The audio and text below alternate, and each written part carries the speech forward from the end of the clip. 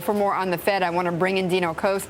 He spent many years at the New York Fed and is now the managing director and head of equities at Portales Partners. Dino, always good to see you. Good morning. And so who do you side on in this market?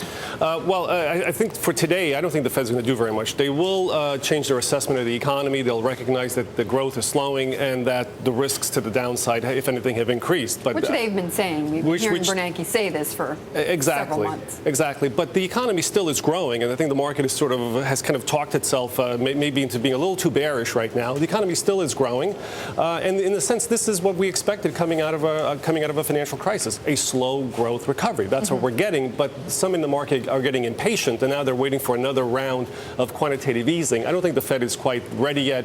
Maybe for the future, but I think at this meeting, all they'll do is acknowledge that the economy is slowing. They're not quite ready because they want more data. They want more data. They always want more data. That's a natural reaction. But I mean, at this point, again, it's not that they're not ready to concede that they're ready to push the panic button. They're not ready to concede that they need to sort of take the few remaining arrows from their quiver, because what they have left really is of limited effectiveness, really. Right. And I don't think they're ready for another round, for example, of mortgage-backed security purchases.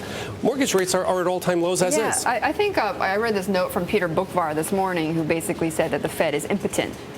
Well, that's maybe going a bit too far, but again, the tools that they have left are not as effective as the main tool that they've already used up, which is lowering interest rates to zero. That was the big bang. That was the big one, and so now what they have left, I think they will want to use selectively. They will not want to use those tools until they really have to, and I don't, in my judgment, they're not going to come to that view just yet. But are you easing? I mean, are you leaning more towards that we're going to see quantitative easing, or what side are you on? I think that within the next year, the probabilities are rising that they will do more. Perhaps asset purchases, perhaps lowering the interest rate that they pay to banks and reserves, perhaps make some kind of a commitment that rates will stay low for a longer time. So I think we'll probably see something else over the course of the next year or so. I don't think they're there yet. And so these are what they will do today probably is talk about options, things that they might do in the future, but I don't expect them to do any of those things today. But the things they do in the future, how inflationary is that going to be? Well, that's the argument. The argument between the bulls and the bears on the committee really is exactly that. The people who want to do quantitative easing do not believe that we have any risks of higher inflation in the future. They're worried about deflation. But can't you do quantitative easing without really altering the inflation picture that much? Well, can't you do that? The problem is that you don't know how human beings are going to react. Ultimately, this is about the psychology of economies and how people will react, and that's something that economists are not very good at predicting. You don't really know whether people are going to take the additional money that's injected into the system and put it in their bank accounts and save it, or run out and spend it. You just don't know. So there are risks with all of these strategies, actually, and the institution itself is somewhat risk averse, and that's why I don't expect them to be aggressive just yet. Right, but you say that there is one way that you think would cause an uproar in D.C., right? That the Fed could do, but they probably politically shouldn't do.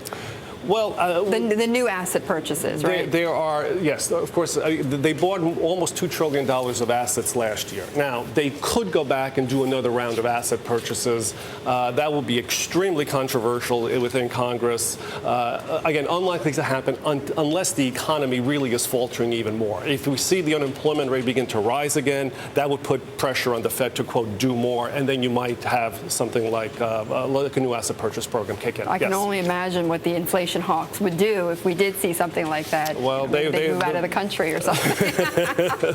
Okay, Dino, thank you so much. I really appreciate it. Dino Kos of Portales Partners.